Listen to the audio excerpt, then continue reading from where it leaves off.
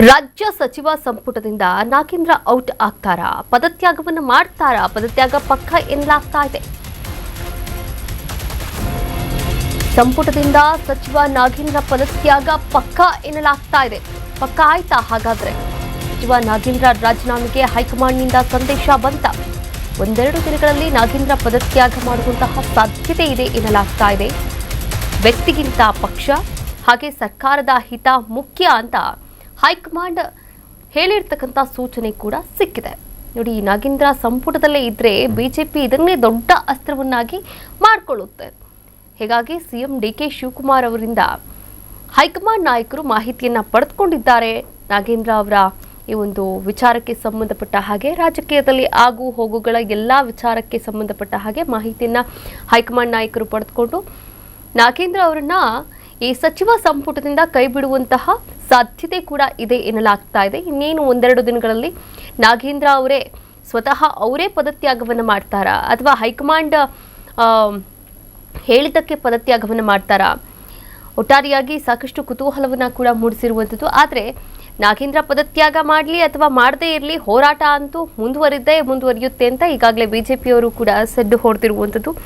ಈ ಎಲ್ಲ ವಿಚಾರಕ್ಕೆ ಸಂಬಂಧಪಟ್ಟ ಹಾಗೆ ನಮ್ಮ ಪ್ರತಿನಿಧಿ ಅಭಿಷೇಕ್ ದೂರವಾಣಿ ಸಂಪರ್ಕದ ಮೂಲಕ ಜಾಯಿನ್ ಆಗ್ತಾರೆ. ಮತ್ತಷ್ಟು ಅಪ್ಡೇಟ್ಸ್ ಕೂಡ ನೀಡ್ತಾ ಹೋಗ್ತಾರೆ.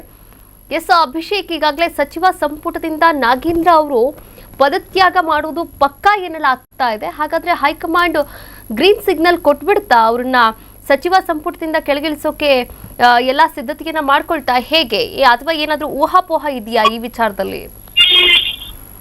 ಖಂಡಿತ ಸಚಿವ ಸಂಪುಟ ವಿಸ್ತರಣೆ ಆದ ಬಳಿಕ ಸದನದಲ್ಲಿ ವಿಪಕ್ಷಗಳು ನಾಗೇಂದ್ರ ರಾಜೀನಾಮೆಗೆ ಬಿಗಿಪಟ್ಟ ನೀಡಿದ್ದಾವೆ.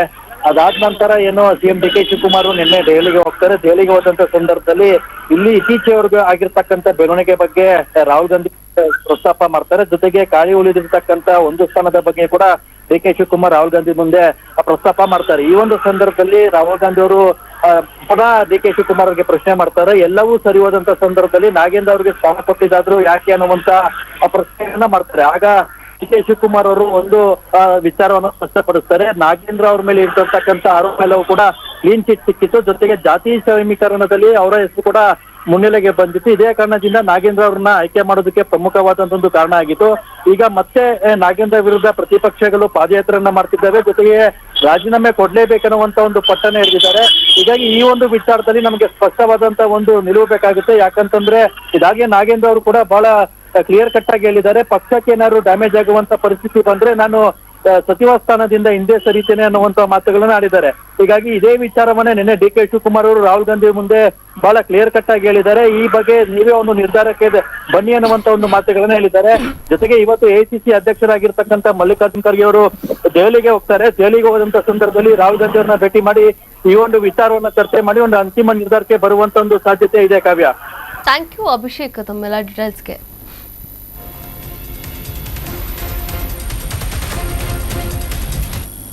ನ್ಯೂಸ್ ಬೀಟ್ ಫಾಲೋ ಮಾಡಿ, ಸಬ್ಸ್ಕ್ರೈಬ್ ಮಾಡಿ.